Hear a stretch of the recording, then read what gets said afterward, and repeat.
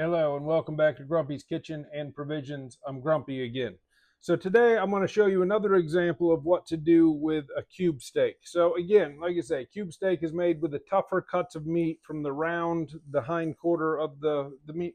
Occasionally they'll use scraps off of like a chuck or something else, so they will be tender. I'm going to season my mine with Grumpy's Go-To. Obviously, Grumpy's Go-To goes on everything. So just the four quality, simple ingredients. So I'm going to do the top and the bottom, and then Grumpy's Etcetera with the more herb forward rosemary, thyme, and parsley. So I'm just going to add a little bit. You don't have to go crazy. You're going to get all these seasonings. Since I seasoned the meat, I don't necessarily have to season the flour, but I am going to dredge it in flour, so that's going to be twofold. Anytime you sear something in flour and then cook it in liquid, it's going to help tenderize. The second thing is it helps to create the sauce because you're kind of making your own little roux with the flour. So I'm just going to dredge this real good. I'm going to get my pan heating up. Okay, so that's dredged now. So this is a thicker cut. And I know, like I said yesterday, since, like I said on the last video, I know this one's only been through the cuber one way, so it can be more tender if it had gone through two ways.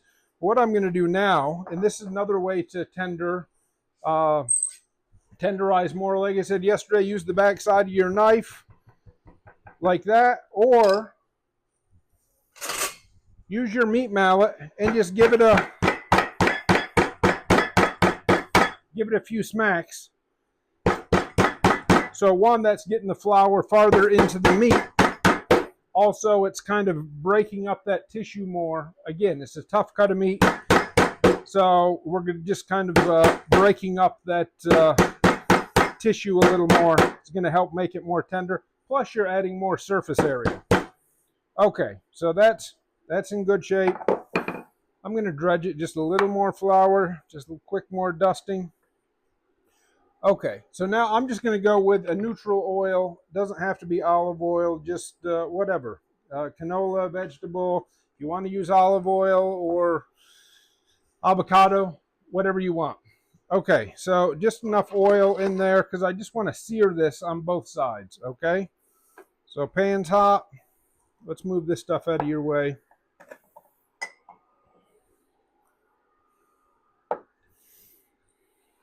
Okay, just a little bit of oil. That's probably only a teaspoon and a half, maybe. Okay, we're putting that in. Again, if you're searing something, if you sear it, you should hear it.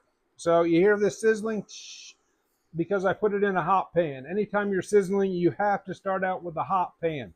I'm going to go ahead and chop up my vegetables. So all I have is a few mushrooms in a shallot. So kind of a sad shallot. Like you say, in Grumpy's Kitchen, there's always some sad produce.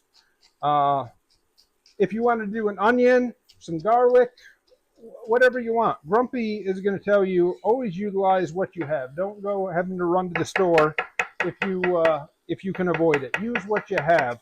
What taste sounds good to you. You could put peppers. You could put whatever in here. Just depends on your taste. So I'm just going to put a few like that. Okay, you can hear that searing, sizzling. Now I'm just going to flip it over. What we're going to do, because this is a tough cut of meat, we're going to braise it. And that's what you do when you're doing a pot roast or short ribs, you're braising. So that's to help tenderize a tough cut of meat. So you always sear it, and then you would put, whatever, you'd put your liquid, and you could do it on a pot, like this, and cook it slowly, just at a simmer for a long period. Or we're going to do what we're going to do here today. And after I make my sauce, I'm going to throw it in the oven and just forget about it. So then it's going to kind of just simmer in the liquid in there and help tenderize the meat. So this can take as long or as little as possible. You could keep it on a stovetop and keep it on a pretty good, not a boil, but a good simmer, and it would cook quicker. but we're going to throw in the oven and let the oven do all the work, so then we could be doing something else. Okay, we're seared on both sides. I'm just going to set that to the side. I'm going to turn my heat down just a little bit. I don't need to add anything else in there. I'm going to go in with my onions and mushrooms, or my shallot and mushrooms. Get my fancy wooden spoon.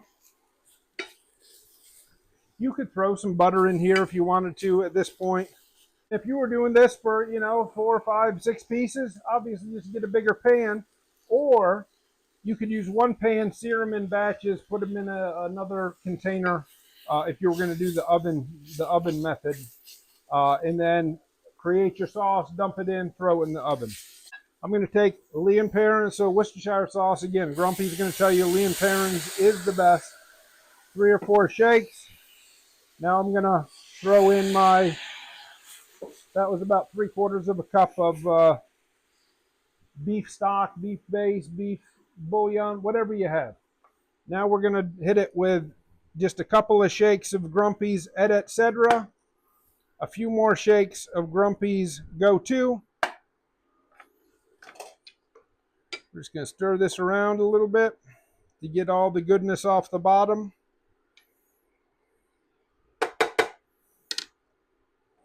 Then we're going to put our seared steak back in. Just going to turn it over a time or two. Okay, so now I'm going to turn this off. This is just going to go straight in the oven in this pan because I have an oven-proof pan. Or if you were doing a bigger batch, you would put it in your casserole dish or whatever. Same thing. You could put all your steaks in there and then dump the gravy on top. Put it in for 45 minutes up to 2 or 3 hours. It'll be falling apart after the several hours. 45 minutes, I'm sure it'll be tender enough, but we'll come back and see. In the oven, 350. We're going to try 45 minutes. See you in a minute. Okay, so it's been 45 minutes. So all the liquid has reduced out. So no worries, we're going to save it. So we're going to take our cube steak out. And this pan's already hot, hot, hot. So we're just going to add a little bit of water in there. We're going to take our spoon. We're just going to reconstitute this gravy. So I already put my my burner away. I mean, I could bring it back out. Actually, I think I'm going to have to. We're just going to bring that back up to a simmer. That's going to take all the flour and everything that has reduced down and reconstitute it and thicken up this this gravy. We're going to throw our steak back in. So what would have helped it in the oven if I would have covered it, it would have kept the moisture in with a piece of foil or a lid, but I didn't, so it evaporated out, but it's going to be delicious. You can see it's all come back together. We saved it. So now I'm going to take my steak back out, put it on my plate. We're just going to reduce this gravy down a little bit. Let's put our mushrooms and shallots, or your onions, peppers, whatever you cooked it in. It's going to be the same. Okay, look at that gravy. That's beautiful. Throw that to the side.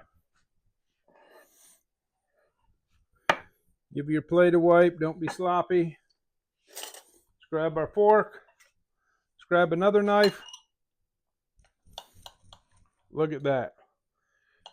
You can see that cuts nice. It's tender because we floured it and then we braised it. Okay, beautiful. Delicious. Tender. You can taste the herbaceousness from the Etcetera. Wow. So the only key, add a little more liquid when you put it in the oven if you're not going to cover it, or give it a cover so it doesn't reduce down so much. But as you see, we saved it. We reconstituted it. It's delicious. So until next time, I'm grumpy and grateful for you to continue to follow, like, and share. Have a great day.